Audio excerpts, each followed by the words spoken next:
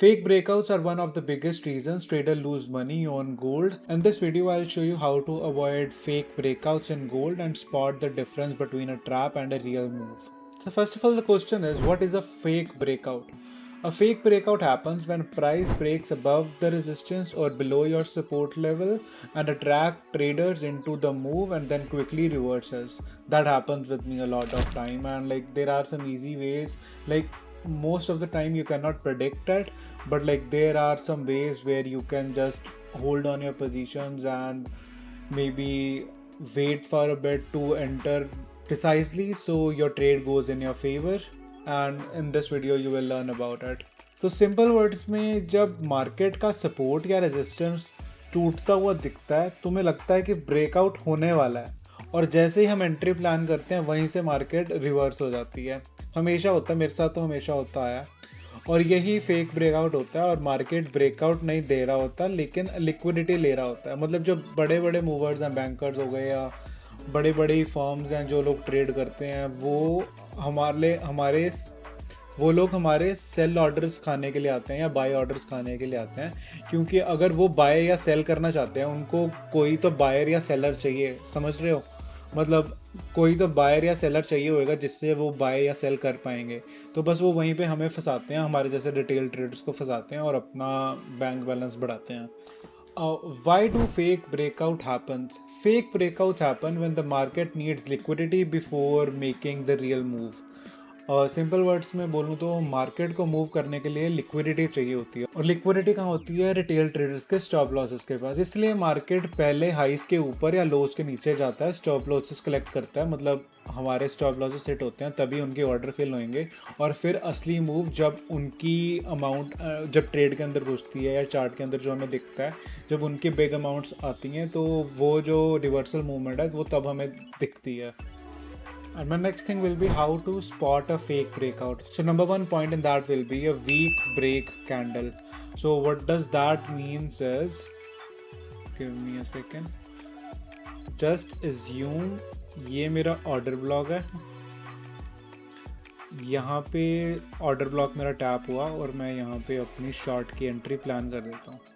इस weak candle पे, मान लो इस कैंडल पे मैंने अपनी प्लान करी, और इस कैंडल के ऊपर, कैंडल पैटर्न के ऊपर मेरा स्टॉप लॉस हुआ और ये मेरा टारगेट है. करेक्ट.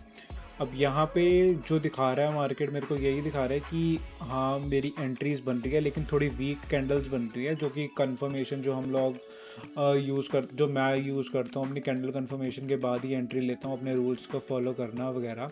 और जब हम रूल्स को फॉलो नहीं करते, मान लो यहाँ पे ऑर्डर ब्लॉक टैप हुआ और जैसे ही मैंने वहीं पे सेल की एंट्री ले ली, सेल की एंट्री लेते ही मार्केट ने मेरे को ऊपर मूवमेंट दी है, मेरा स्टॉप लॉस खाया है. मेरे एज ए रिटेल ट्रेडर मेरा स्टॉप लॉस खाया है, और उसके बाद एक वेरी स्ट्रॉन्ग बेरिश मूव यहाँ पे देखने को मिला उसके बाद.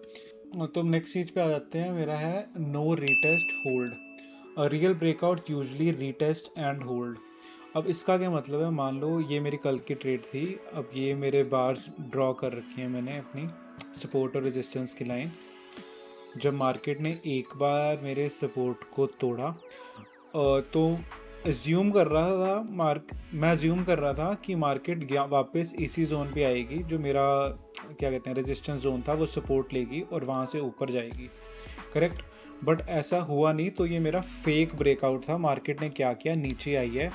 जितने लोगों ने भी यहाँ पे एंट्री कर रखी होगी उसके नीचे आई है, और जितने लोगों के इसके पीछे यहाँ पे स्टॉप लॉस होंगे, जो पिछला लो होगा मेरा, वो मेरा स्टॉप लॉस होना था. राइट. जितना भी इन लोगों का स्टॉप लॉस था, मार्केट ने वो सारा वाइप आउट किया है. ये 5 मिनट के ऑर्डर ब्लॉक से सारे ऑर्डर्स उठाए हैं, और वहाँ से मार्केट बिल्कुल ऊपर जाना स्टार्ट हो गई है, और वहाँ से ये मेरा ट्रेड अभी तक सही गया, बिल्कुल प्रॉपर ऊपर तक गया. क्लियर. अब नेक्स्ट चीज़ आ जाती है मेरी liquidity SVEEP. If price takes previous highs and lows and instantly reverses, that's usually a liquidity grab. अब ये क्या होती है? मान लो ये लो साइड की बहुत स्ट्रॉन्ग मोमेंटम थी, यहाँ पे मेरा 5 मिनट का ऑर्डर ब्लॉक था. करेक्ट. जब मैं फर्स्ट एंट्री लेनी थी, मेरे को यहाँ पे लेनी थी. ये वही वाला एग्जांपल आ गया मेरे आगे. यहाँ पे लेनी थी, और ऑर्डर ब्लॉक या फिर उस जोन से हल्का सा ऊपर मेरे को वो लेना था, अपनी एंट्री प्लान करनी थी. यहाँ पे मैंने एंट्री प्लान करी, और मार्केट ने आगे जाके लिक्विडिटी स्वीप करी एक बारी, करेक्ट, एक बारी एंटर कर लिया। अब दूसरी बार दोबारा हुआ है, ये स्ट्रॉन्ग बेरिश इंगल्फिंग कैंडल है, इसके ऊपर जोन के ऊपर हल्का सा मेरा वो होना था, स्टॉप लॉस होना था, और ये मेरा TP1 TP2, correct. Second time फिर से दोबारा से लिक्विडिटी स्वीप हुई, हल्का सा मार्केट ऊपर जाती है, विक छोड़ती है अपनी, वो ऑर्डर्स वगैरह फिल करती है और उसके बाद नीचे जाना स्टार्ट कर देती है। इसको ट्रेड करने का सही तरीका तब होता है जब मार्केट इसको लाइक प्रॉपर ये चेंज ऑफ करेक्टर हुआ यहाँ पे, इसके बाद आके BOS बनाती तो मार्केट ऊपर जा सकती थी, राइट। और मतलब कि बननी तो ये सेल की ट्रेड थी, बस वही जल्दबाजी के चक्कर में, जब तक मतलब कि यहाँ से पूरा एंट्री बनी नहीं, जल्दबाजी के चक्कर में मतलब पूरा जब एंट्री बनी नहीं, यहाँ पे जब मेरा चेंज ऑफ करेक्टर हो गया है, उसके बाद मेरे को थोड़ा कॉशियस हो जाना चाहिए कि मार्केट अब मेरे को शायद से रिवर्सल देगी और शायद से ऊपर जाएगी, और मेरे को वेट करना चाहिए था। बट जैसे ही मार्केट ने नीचे दिया, मेरे को वेट करना चाहिए था यहाँ पे इसके BOS ये इसको तोड़ने का। इसको तोड़ा मार्केट ने, यहाँ पे भी नहीं, यहाँ पे तोड़ा है, चेंज ऑफ करेक्टर यहाँ पे दिया है, और उसके बाद यहाँ पे दोबारा से चेंज ऑफ करेक्टर आ गया, उसके बाद नीचे यहाँ पे ब्रेक ऑफ स्ट्रक्चर मेरा यहाँ पे हुआ है। और यहाँ पे वही बात है, मार्केट ने सबको खाया और अपनी मूवमेंट बिल्कुल लास्ट में दी है। तो this was not in my strategy, और मेरे को ये वाला ट्रेड नहीं लेना चाहिए था। और मतलब कि अपने अपने रूल्स होते हैं, सबके अपने रूल्स आप लोग खुद डिफाइन करोगे और आपको फिर धीरे धीरे पता चल जाएगा। बट मेन 3 रीजंस होते हैं। सबसे पहला होता है वीक ब्रेक कैंडल, और उसके बाद रीटेस्ट नहीं होता, और थर्ड होता है liquidity SVEEP. And this is how you can spot a fake breakout. अब आ जाता है लाइक रियल ब्रेकआउट और फेक ब्रेकआउट में डिफरेंस क्या होता है। Real breakout show strength, retest and continuation. इसका मतलब रियल ब्रेकआउट में 3 चीज़ें होती हैं। फर्स्ट स्ट्रॉन्ग ब्रेकआउट कैंडल होती है, उसके बाद क्लीन रीटेस्ट होता है, फिर उसके बाद कंटिन्यूएशन मतलब चेंज ऑफ कैरेक्टर, BOS। वो कंटिन्यूएशन जब हो जाती है मेरी यहाँ पे, तो वो मेरी ट्रेड बिल्कुल सही जाने लग जाती है। अब जैसे कि यहाँ पे हुआ है, एक बार चेंज ऑफ करेक्टर हुआ, BOS हुआ, चेंज ऑफ करेक्टर हुआ, उसके बाद BOS। प्रॉपर मैं यहाँ पे जितनी मर्जी बार एंट्री कर सकता था। जब मुझे पता चली गई कि यहाँ पे चेंज ऑफ करेक्टर हो चुका है।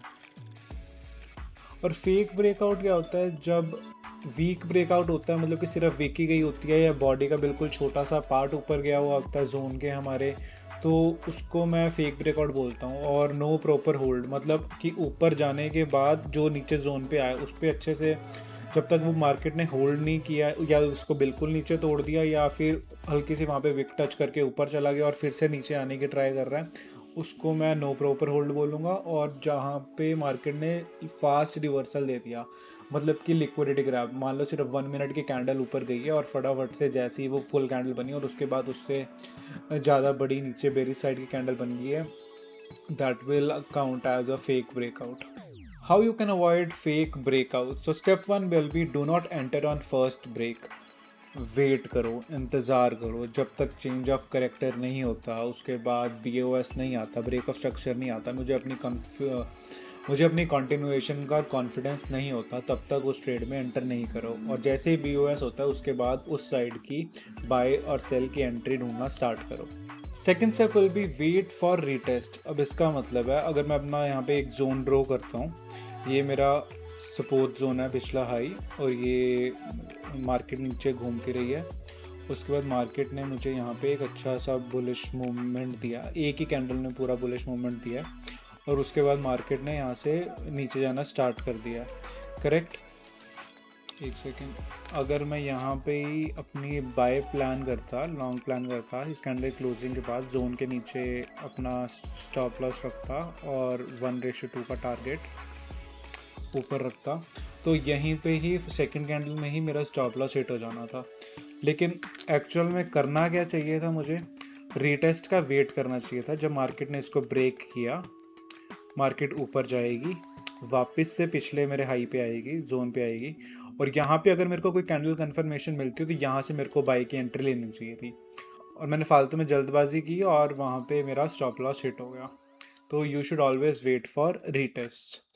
स्टेप 3 है मेरा वॉच कैंडल रिएक्शन। अब इसका मतलब जब मेरा एक बारी ब्रेकआउट हो गया, उसके बाद प्रॉपर रिएक्शन को देखो कि जो उसके बाद वाली बुलिश कैंडल्स हैं क्या वो स्ट्रांग इनफ हैं कि वो लाइक लिटरली इसको तोड़ देंगी। मान लो कि एक बारी रीटेस्ट हो गया, तो क्या जो उसके बाद बुलिश कैंडल्स बन रही है क्या वो इतनी स्ट्रांग है कि वो वापस से ऊपर की मूवमेंट देगी, या फिर मेरे को 1 मिनट की entry bullish engulfing morning star कोई ऐसा पैटर्न दिख रहा है जिससे मैं एंट्री अपनी प्लान कर सकता हूँ छोटे स्टॉप लॉस के साथ, तब उस ट्रेड में जाओ। अगर नहीं हो रहा ऐसा तो मत जाओ।